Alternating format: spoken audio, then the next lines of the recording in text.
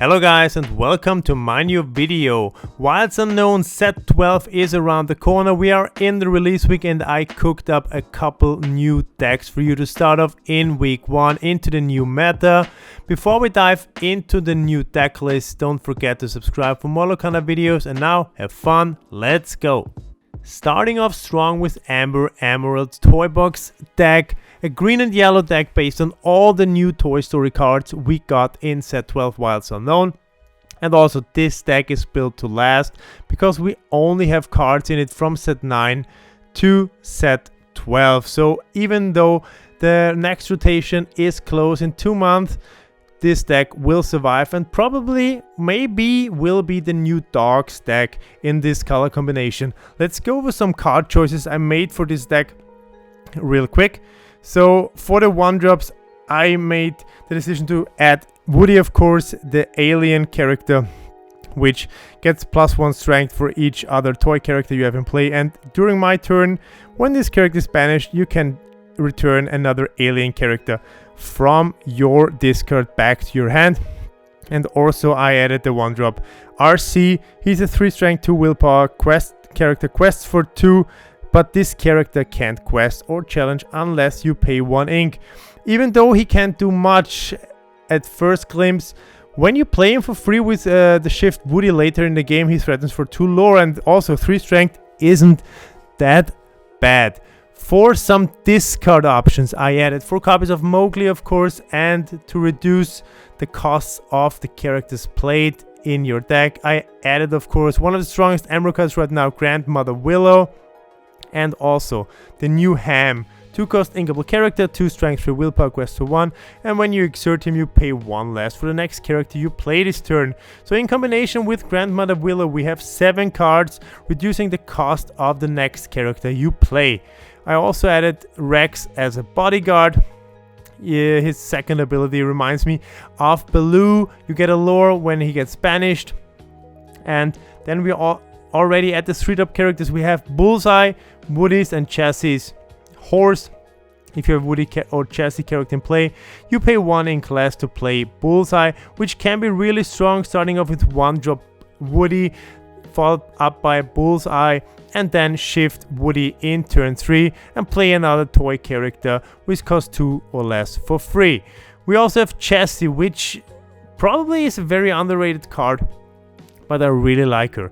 Whenever this character quests, if you have 2 more toy characters in play, you may draw a card, so this functions as sort of a draw engine for your deck. And whenever you pay 2 or less to play a card, chosen opposing character gets -1 strength until the start of your next turn. So you could very easily combine Chassis with Under the Sea. I didn't do that if you have a look at the deck list, but of course you can swap out some cards from this stock list for Under the Sea and use Chassis as like a spark to get the strength from opposing characters reduced, which is very strong. And 3-drop body is also very good actually for a 3-drop character. She can trade basically every character in the game, and with 3 willpower she's also very sturdy and hard to remove. And for more discard options, I added 4 copies of Lanny, 3-cost inkable character, 0 strength, 2 willpower, quest for 1. When you play this character, chosen opponent reveals their hand and discards an action card of your choice, which can be really good and crucial. If you play Lanny in the right time, you can snipe the enemy's board wipe, you can snipe a damage song or whatever, a card draw song, whatever your opponent has in his hands. Moving up to the 4-drop characters, some may say, okay, why is Dale in this build? But I really love Dale and I really want to make Dale work in the Amber decks. He's probably the chase legendary besides Woody. 0 strength, 4 willpower, quest for 2. Everyone is talking about it, and during challenges your characters deal damage with their willpower instead of their strength. So Dale himself, while being challenged or is in a challenge, is a 4/4 character, and A Shift Woody followed up by a Dale becomes a 5/5 character, which can be really strong, and that's why I included 3 copies of Dale in my Amber Emerald toy list.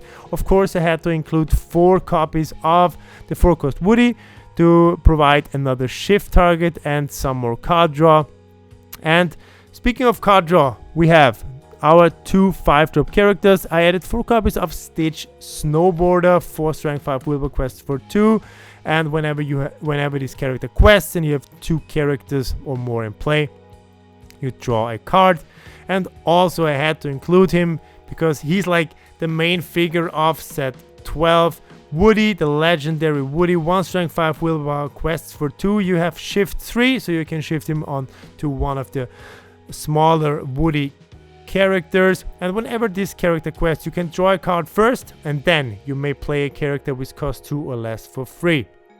And your other toy characters also get +1 willpower, which is very good with Dale on the board, because your other toy characters, they get more willpower, and so they deal more damage during a challenge, which can be really good.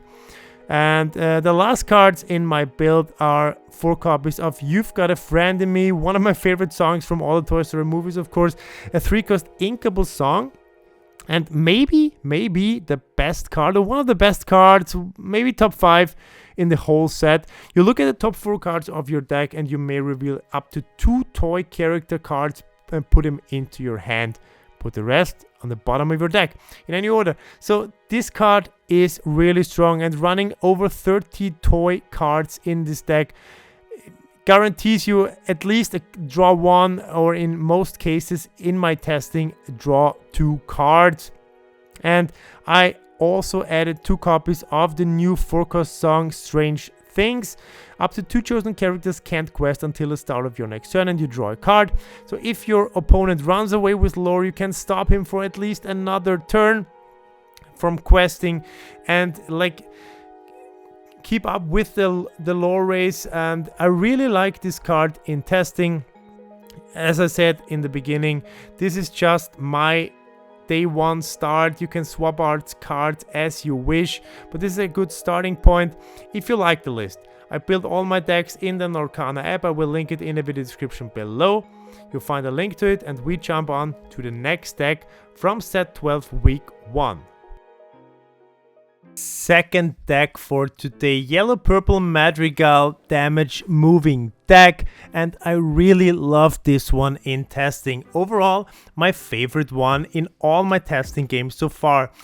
As you see, I really aim for consistency in my deck building pretty early in the set.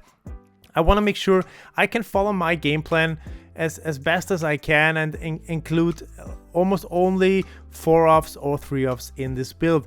And this deck is built around all the Madrigal characters and damage moving theme. So your win condition is not only questing, but also moving damage from one to another character, or just simply remove it, heal it, draw cards, or whatever.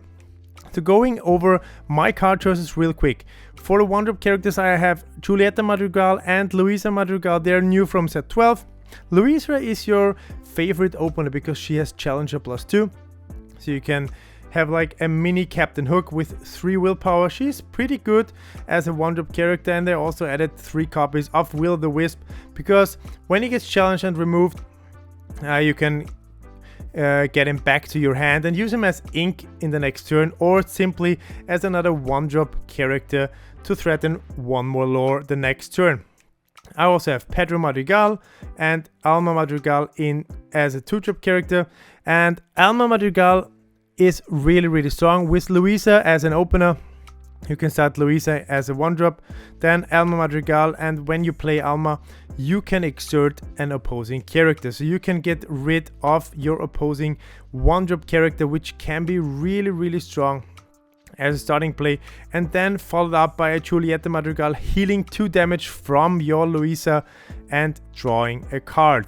But we also have Isabella Madrigal as a singer 5 on turn in as a 3-drop character, and a card, people say she's overrated. I find her really strong, but she's not a turn 3 play. Peppa Madrigal. 3 cost, uninkable character, 3 strength, 4 willpower, quest for 1 lore, and she has 2 abilities.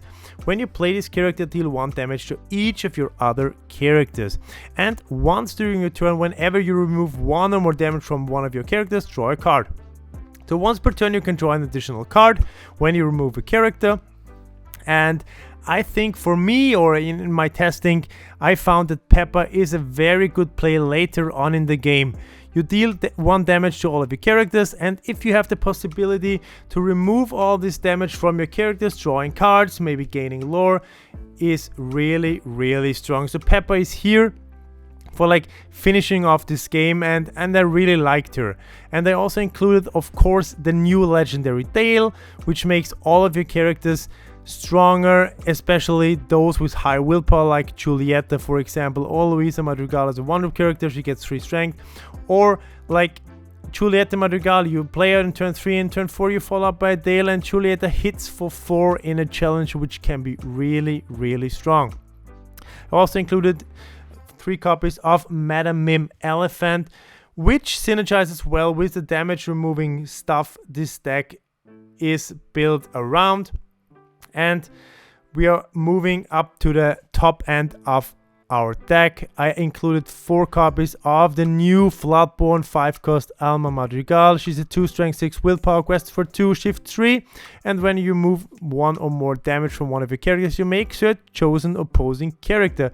So if you manage to remove more than 1 damage each turn, you can exert multiple characters from your opposing board, which can be really, really good against the dogs deck, for example. They never exert until a certain point of the game. So Alma Madrigal can be one of those breaking cards, breaking off the board of your opponent when you just look at each other.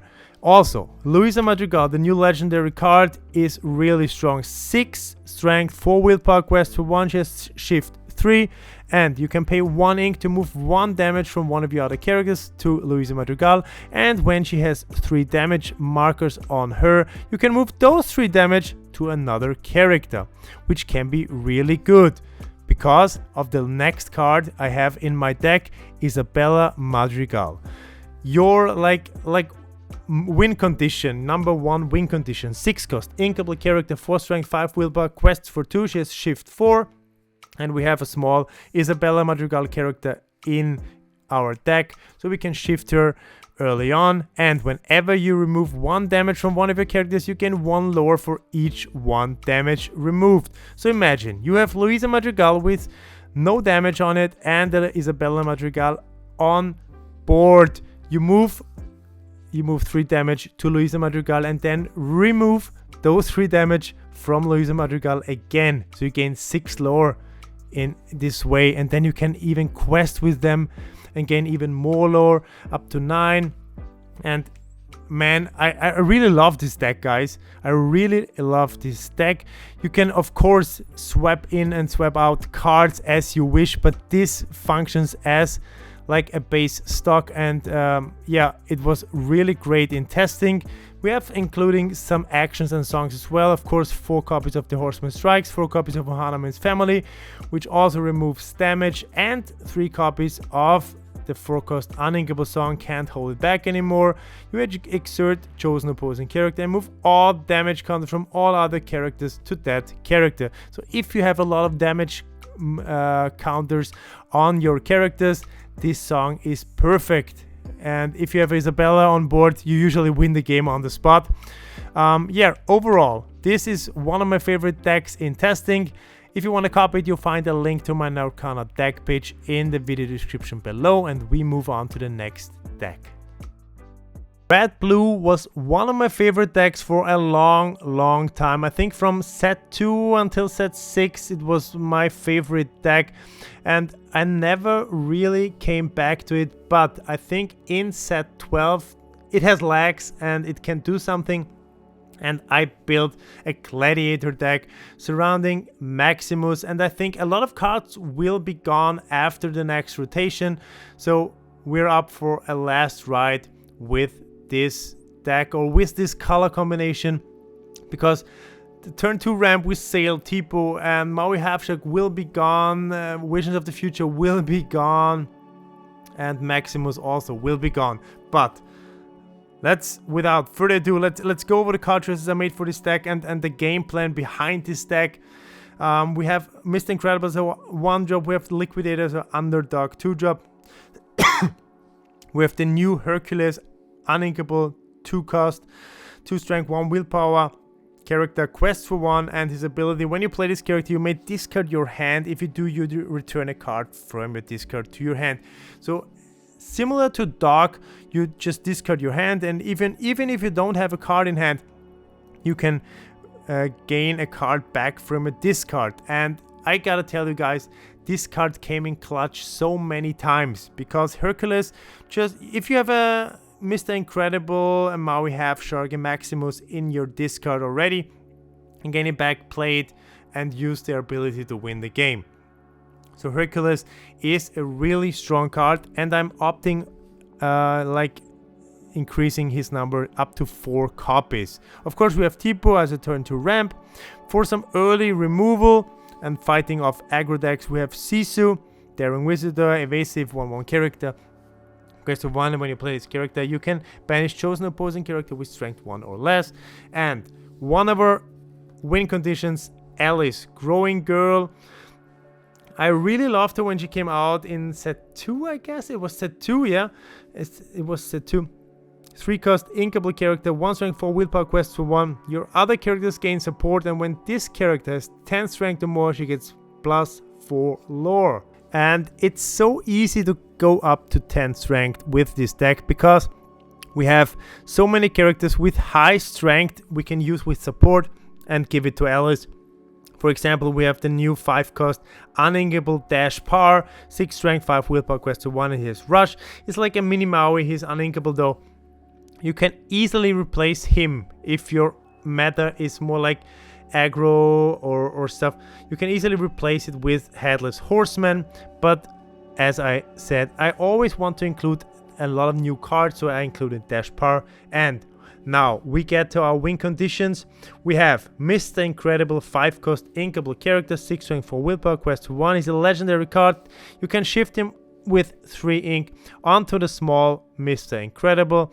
This character gets +2 strength for each other character you have in play. So it's easy to boost him up to 10 strength. So you only have to have 2 more characters in play, which is easy to fulfill. And whenever one of your super characters challenges another character, you can draw a card. We have a couple super characters in this deck. We have Dash Par, and Liquidator is also a super character.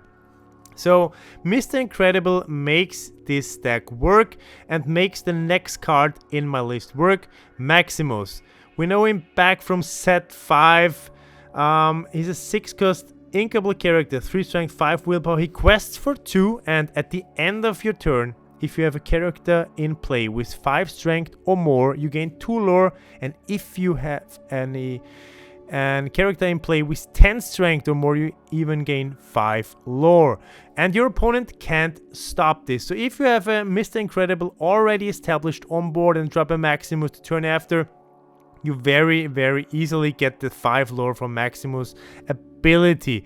And if you manage to have an Alice on board also, you gain 10 or 11 lore in 1 turn and 1 swing, which is probably like the game winning lore swing you need. We run a lot of actions, so this is why Maui Halfshark is also in this deck. I think no words needed. It's a very good card, but probably won't make the cut after the next rotation, so hits the last ride with Maui Halfshark. Speaking of actions, we have Develop Your Brain, we have Visions of the Future, we have Sail the Azure at Sea. I included 4 copies of Let It Go for some spot removal, and to boost up the strength of my characters even more, I included 2 copies of Force of a Great Typhoon. Chosen character gets +5 strength this turn. And for some more ramp, I included the new, How Far I'll Go. It's a 5-cost uninkable song. What else can I do? Look at the top 2 cards. You can put 1 into your hand, 1 into your inkwell, exert it. And when this song was sung by a character, all your other characters gain ward until the start of your next turn. So this can also protect your other characters from being targeted by songs and actions, and is really strong to like ramp even more and get access to your high cost characters. And the last card in my list is an item. It's a Ranger Plane, 3 copies of the Ranger Plane, 3 cost inkable item. Your characters gain support as well, and chosen character with 10 strength or more gets +3 lore this turn. So if you manage to have a Mr. Incredible, 2 more characters, he has 10 strength, and then you can drop a Ranger Plane, extrude it, and give Mr. Incredible +3 lore in this turn.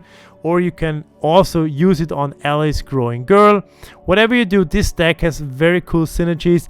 It's very strong, as you have to manage board control as long as you can to get access to your stronger characters and your win conditions, and then it's usually GG for you because you have so many strong characters and can abuse the ability of Alice or Maximus with ease and sneak out some lore with Maui Halfshock as well.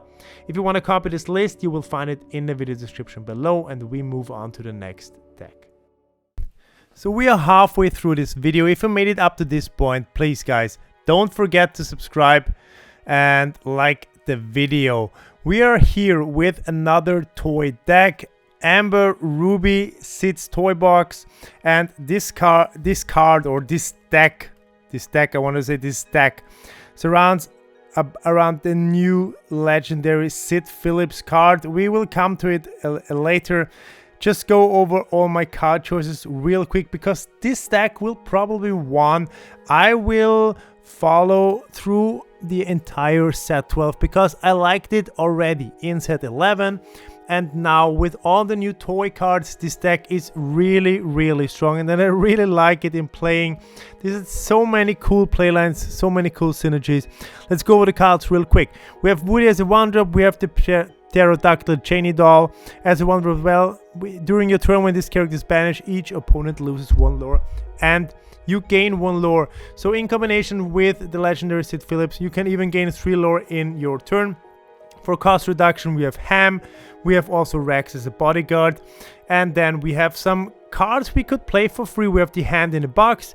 You may put a toy character from your discard on the bottom of your deck to play this card for free. And we have the Wind Up Frog, also one of Sid's toys, a 2 strength, 1 willpower character, quests for 2. And if one of your other toy characters was banished this turn, you pay 2 less to play this character, which can be really strong if you have a hand full of those cards.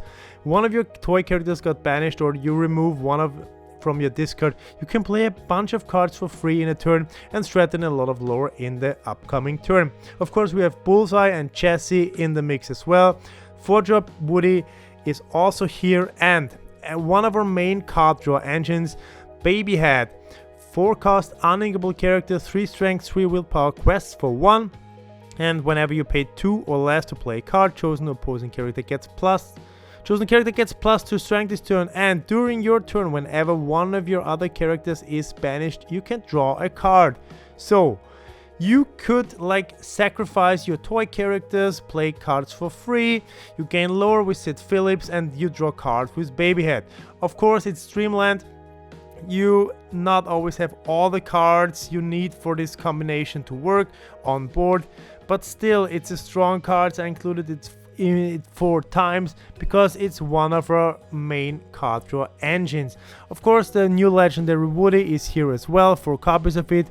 For some removal, we have the Headless Horseman, so you can remove an opposing character with 2 strength or less instantly, buff up your other characters, and then like go from there and use them like as suicide bombs with Sid Phillips. Sacrifice your toy characters, gain lore. I also included 3 copies of Bouncing Ducky. It's a 6-cost inkable character, 5 strength, 5 willpower, quest for 2. And for each toy character in your discard, you pay 1 ink less to play this character. So if you have multiple toy characters in the discard, you can play it for like 1 or 2 ink, which is really strong for 5 strength, 5 willpower character. And then you just put all the other toy characters from your discard on the bottom of a deck, and you have the possibility to draw them again later in the game. And like I said, Sid Phillips is in the mix, and it's like one of our main win conditions in this deck. 6 cost, uninkable character, 5 strength, 5 willpower, quests for 2. When you play this character, you may banish another chosen character of yours. If you do, each opponent chooses and banishes one of their characters. During your turn, whenever a toy character is banished, you gain 2 lore. So you sacrifice one of your toy characters, you gain 2 lore. Your opponent has to banish another character of his. So you see, there are a lot of synergies. If you sacrifice the right character, like Pterodactyl Janie Doll, for example, you can play a wind-up frog for free later, draw a card with baby head, gain lore, and I just love this deck. I just love the combinations possible with this deck, and I will definitely follow this deck more and dive deeper into this color combo in this set. Yeah, let's finish up this list. I added 2 copies of the Candy Drift. It's a dual link, 2 cost inkable action. You can draw a card, chosen character of yours gets +5 strength this turn, and at the end of your turn you can banish it. So you can choose one of your toy characters. Again, with Sid Phillips on board, you banish the toy, you gain 2 lore later in the game. You see, a lot of synergies, a lot of combinations possible. I just love the deck, and of course one of the best cards in the set. You've got a friend in me, 4 copies to draw up to 2 toy characters when you sing it or when you play it. So I really love the deck. If you want to copy it, go to the video description. As always, you'll find a link, and we move on to the next deck I prepared for you today.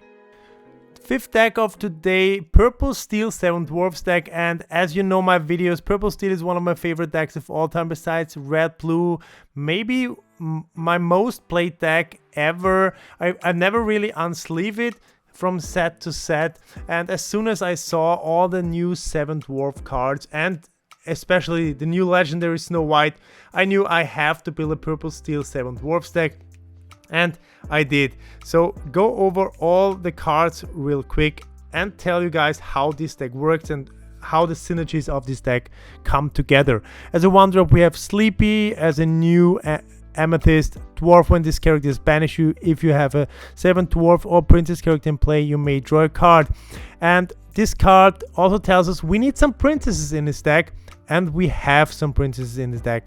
We have also Happy, he gets evasive in your turn, and we have Mulan, which is a princess. You can draw a card, discard, then a card of your choice.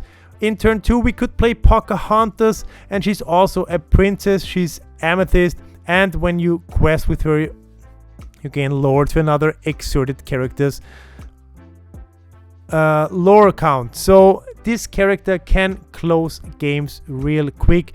And the way she functions, if you drop a 1-drop dwarf, you have to follow up with Pocahontas in turn 2. And why is that? I tell you in a second. We also have Happy, the new 2-drop Amethyst card, 3 strengths for willpower. Of course, we have the good and reliable old Steel Dog, drawing us 2 cards when we discard our hand. We have 4 copies of Sleepy, 0 strength, 4 willpower, Bodyguard on our hand, which can be really strong later in the game or even earlier to protect our valuable cards. We have Sneezy in the mix, 3 copies of him, 3 strengths, 4 willpower, quest to 1. When you play him, chosen character of yours gets +1 lore this turn. And as I told in the beginning of this deck, the new legendary Snow White 3 cost inkable character, 2 strength, 3 willpower, quest for 1. Whenever this character quests, you may return chosen 7 dwarfs character of yours to your hand to draw a card. So yeah, you quest with your 7 dwarf character, you return it to your hand, you draw another card, and replay the card, for example. Like if it's a dog, for example, you can draw multiple cards a turn, which can be really, really strong. And during the opponent's turn, whenever this character is banished in a challenge, return this card to your hand.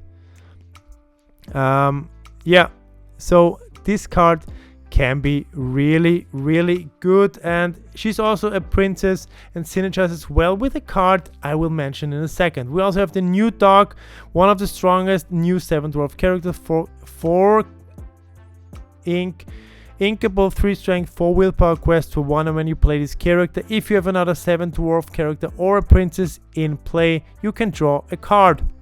And then there are high cost 7 dwarf characters. For the first time, the 7 dwarf characters, they function like in a good ink curve.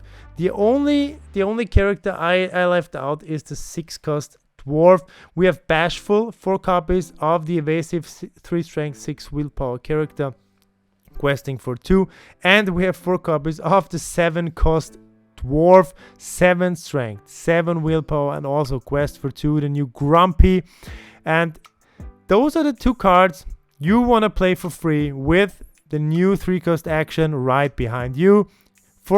First, you draw a card. Then, if you have a 7 dwarfs character and a princess character in play, you may play 7 dwarfs character for free. And this is the reason why I included the new Pocahontas from set 11 into this deck. Because if you start off with Sleep You're Happy, you follow up with Pocahontas, then play right behind you in turn 3, and then you drop one of your 7 dwarf bombs like Bashful or Grumpy on board in turn 3 already, and having such huge bodies in turn 3 on board is pretty hard to overcome for your opponent. I also included 2 copies of the new 5 cost action, Don't Be Nervous. You can search your deck for princess character card. You reveal that to all players, put it into hand, and then you shuffle the deck. If you have 2 or more 7 dwarf characters in play, you draw 2 cards and gain 2 lore. Also a very strong card. You can search for your Snow White, for your Mulan, or for your Pocahontas, and usually you have 2 7 dwarf characters on board, so drawing 2 cards and gaining 2 lores pretty easy. We need some removal, 4 copies Strength of a Raging Fire, and I added 3 copies of the 7 dwarfs mine. Also, maybe a last ride for this location, 6 willpower, 1 lore, and you can shoot some damage if you move a character or a knight into this location. Overall, a pretty consistent deck list. Of course, you can add some more competitive cards like Genie or Dumbo, for example, to have evasive payoffs. But overall, I really like this deck list. If you want to copy it, you'll find a link in the video description below, and we move on to the last deck I have prepared for you today. So I've been rambling on for over 30 minutes now, but we gotta finish strong, and what better way to finish strong with an incredible superheroes deck. Build around all the new Mr. and Mrs. Incredible cards. Let's go over my card choices for this Ruby Amethyst build real quick. As a 1-drop characters, we have Mr. Incredible himself, we have Hercules Whisperer, boost 2, while there's a card under him, he gets +3 strength. As a 2-drop characters, we have Frozone, he's a super, he's evasive, and we have Negaduck, he's just a vanilla card with 4 strength, 2 willpower, but he also has the super tag. He quests for 1, by the way, and I also included Hercules, the new 2-drop uninkable card. I already mentioned it in the red-blue build, and I really like it in this build as well, because then you can retrieve one of the cards you really need in this moment and maybe play it in the same turn also. I also included 4 copies of Adna Mode. She's a 3-cost inkable character. She's a 2 strength, 2 willpower. Quests for 2. When you play this character, you may return chosen item which costs 2 or less to its player's hand. If you do, its player draws a card. So you can choose one of your own items, or you can choose one item of your opponent. And whenever this character quests, your other super characters gets +1 lore this turn. So Edna usually isn't turn 3 play. Sometimes she is, but she's also very strong later in the game. If you already build up a board of super characters and then just quest out and finish the game. We also have Violet Power in the mix. She's a 3-cost inkable character, 4 strength, 2 willpower, quest 1. She has evasive, and when you play this character, you may move 1 damage from one character to chosen opposing character. I also included 3 copies of the new Dash Power, 4-cost uninkable character, 3 strength, 2 willpower, quest for 2. Here's Rush, and it's finally here, Quest Rush. You can quest with this character the turn you played it, and I find this ability really strong, especially in the combination with Hercules. You can get him back from your discard, play him again, quest for 2 immediately, and finish the game. I might ramp him up to 4 copies because I really like dash power in this deck, but he also makes sense in a purple burn list. For some more card draw, I added 4 copies of Mirage. When you have a super or hero character in play, you draw a card. And I added 3 copies of set 10 Hercules, the legendary one, 5 strength, 3 willpower, quest for 2. This character can't be dealt damage unless it's being challenged, and your other hero characters also, when he is exerted, can't be dealt damage unless they are being challenged. And since all your super characters, or most of your super characters, are also heroes, it's really hard to remove them from the board, except from being challenged. So I really like Hercules including in this build. Moving on, we have Check Power as a 4-drop inkable character, 4 strength, 4 willpower, quest for 1. At the start of your turn, you may put the top card of your deck into your discard. If it's a character, he gets +2 strength. If it's an action or item, he gets +2 lore. And if it's a location, you can banish chosen character. We don't run locations in this build, but we run a couple actions and also items.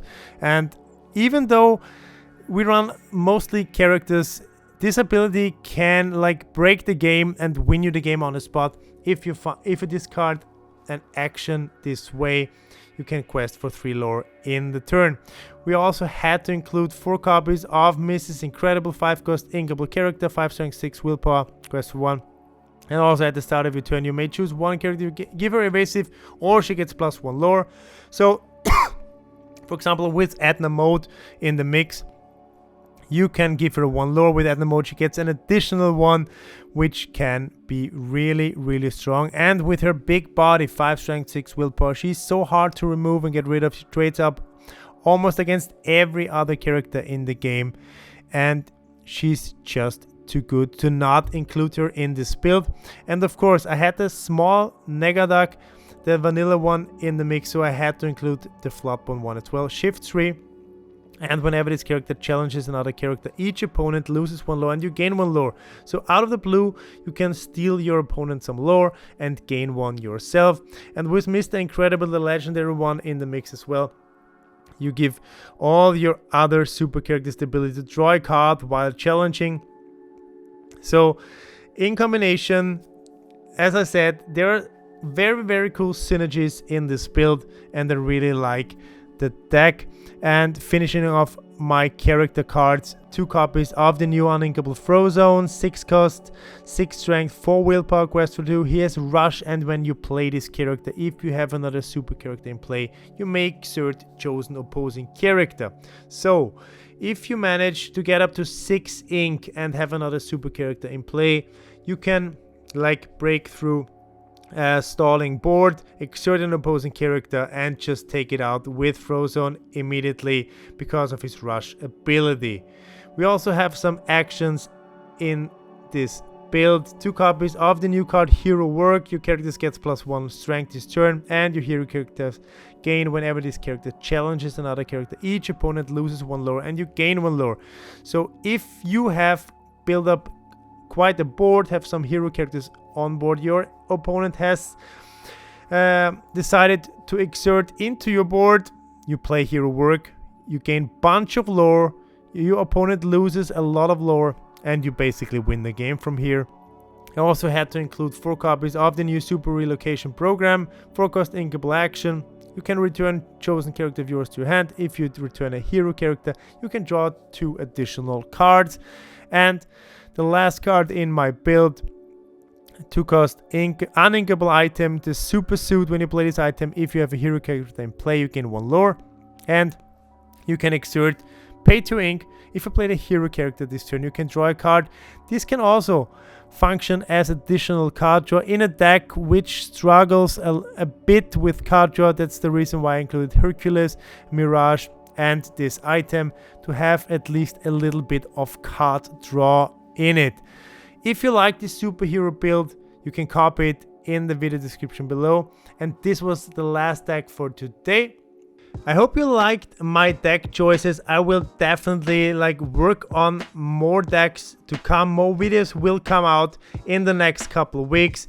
And tell me in the comment section which deck you like the most, which deck I should pursue more into set 12. If you're new to the channel, don't forget to subscribe. I'm always happy about new viewers. Thanks for watching. See you next time. Flokki.